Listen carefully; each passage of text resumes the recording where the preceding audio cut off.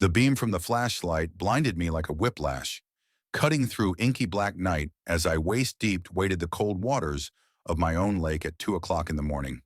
"Sir, you're out of compliance with HOA policies on lake hour use." There came the piercing snap of a security guard's voice, thick with the haughtiness of a man who believed himself Lord of Darkness. I stood there, naked, water up to my hips, shocked. The shock gave way rapidly to rage. This was my lake, my beach, paid for with every last dollar I'd scraped together over decades.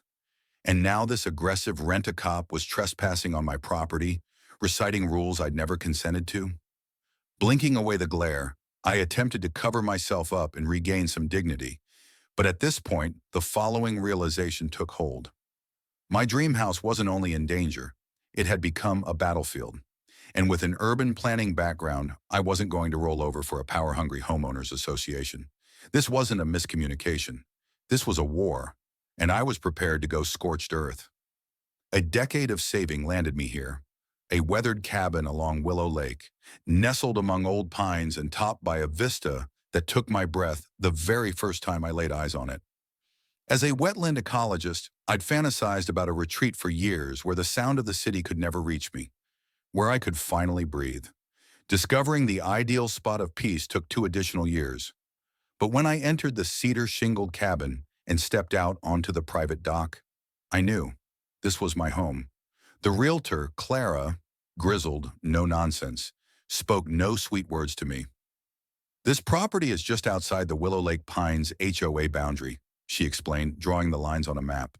"The previous owner battled tooth and nail to keep it that way when the neighborhood was developed 20 years ago. You have lake access, but none of their bureaucratic hassle." She gave me a sly grin. That should have been a warning, but I was too mesmerized by the sparkle of the lake to see. The cost pushed my finances to the limit, but I signed on the dotted line without a thought. 3 months later, I was Nathan Holt, changer of a piece of untainted, unadulterated heaven. The first month was like a dream. Morning brought warm coffee and stagnant water. Afternoons were spent sanding down the old porch. Nights concluded at the fire pit by the lake, stars covering the sky like a secret shared with me alone. Neighbors wandered through, mostly transients, friendly, earthy people. The Murphys, an older couple down the way, came over with a fresh peach cobbler and a whispered warning. "The HOA can be pushy. Stand your ground." I chuckled, nodded, didn't pay it much mind. Then she came. Vivian Crane. She drove up one Saturday afternoon in a crisp silver SUV, the type of vehicle that appeared to be leased by ambition. Sliding out in heels that instantly sank into my gravel drive, she stood up a navy blazer that all but advertised executive power. "Mr. Holt," she said, rummaging through a notebook with the confident laziness of one accustomed to authorizing decisions that destroyed weekends. "I'm the president of the Willow Lake Pines Homeowners Association." "Welcome to the community," she said in a sweet tone. I stood knee-deep in a bed of native plants, scraping soil off my hands. I said, "but my property isn't in your HOA." Her smile wavered, just slightly. "Technically, yes, but we prefer to consider all lakefront residents part of the Willow Lake Pines family." She held out a glossy packet, sealed with an elegant silver crest. "I've brought a voluntary membership folder. The dues are modest, and our strict standards help maintain high property values." I told her I'd take a look, but made it clear I valued my independence. Her eyes drifted toward my cabin, lingering. "I noticed some exterior changes," she said casually. "Even non-members must follow the county's lakefront ordinance regarding visible modifications." My brow tightened. "I'm just shoring up the porch and establishing natives to diminish erosion," I explained. "Nobody said anything about needing permits." She waved dismissively. "Realtors tend to overlook the fine print.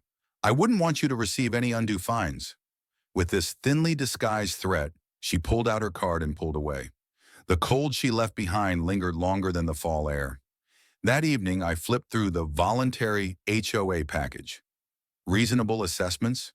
Attempt $4,000 a year for work I didn't need or want. The bylaws are a control freak's manifesto. Rules against outside paint colors. Guest limits at night. even regulations about how tall your trees might grow. Worst of all, a provision that granted the HOA visual oversight on any property visible from the lake. In other words, they could interfere in almost anything.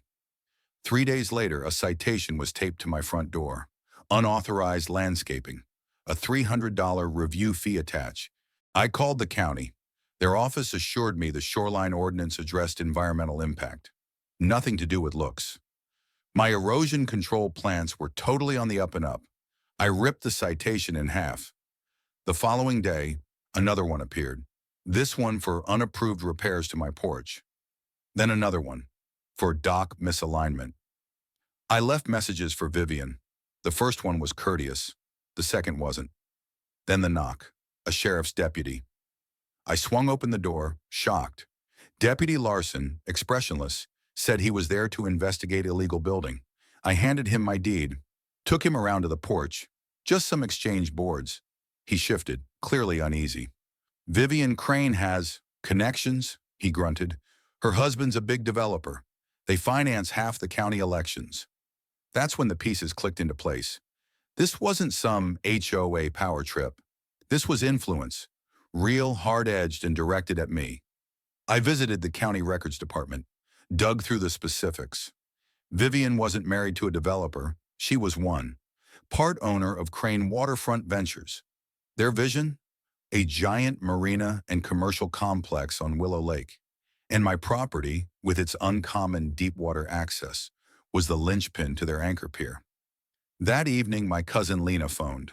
She's a paralegal specializing in property law. I've reviewed your deed, she told me. It's as solid as a rock. The first owner was a retired attorney. He wrote you out of the HOA in perpetuity. They have no legal recourse. But it didn't cease. Additional citations. So I put in security cameras. One evening, the video captured a Willow Lake Pines security SUV slowly making its way down my drive. A guard carrying a camera, taking pictures of my porch. I wrote a cease and desist, sent it straight to... That Friday afternoon, my cameras recorded 2 men moving my property markers inward. I phoned the sheriff once more. Deputy Torres this time, alert and by the book. He took a trespassing report but cautioned me. Proving Vivian sent them will be tough. My neighbor Ed Walsh, a grizzled old fisherman, later filled me in. She's been leaning on all the holdouts since taking over the HOA 3 years ago, he grumbled, trimming his hedge. She needs the entire shoreline. Your dock? Deepest access point on the lake. She wants it bad. He gave me a pile of his past HOA surveys and committee documents on old board paper. Goldmine. Meanwhile, Vivian turned up the heat. Her security started parking at the end of my drive, tracking every car coming and going. When I had a little cookout, one of her guards stopped my guests, insisting on IDs. Said it was for visitor registration. 2 guests left, visibly shaken. The private road to my cabin, technically public access, stopped being maintained. After rain, it turned to mud. Delivery trucks refused to come through. Garbage pickup skipped me entirely. Then the contractor I'd hired to finish the porch got a call from the county. His license was suddenly under review. He walked off the job, spooked. One evening at 3 a.m., my camera photographed a familiar, sleekly tailored blazer, Vivian's, bending to my property markers, evidently manipulating them. That was the breaking point.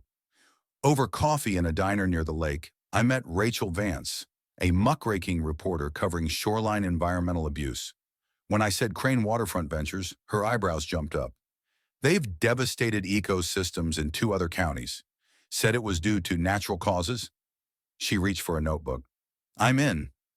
Her first piece, Willow Lake's Development Dilemma, asked if the marina was good for the environment. She didn't mention Vivian, but the implication was deafening.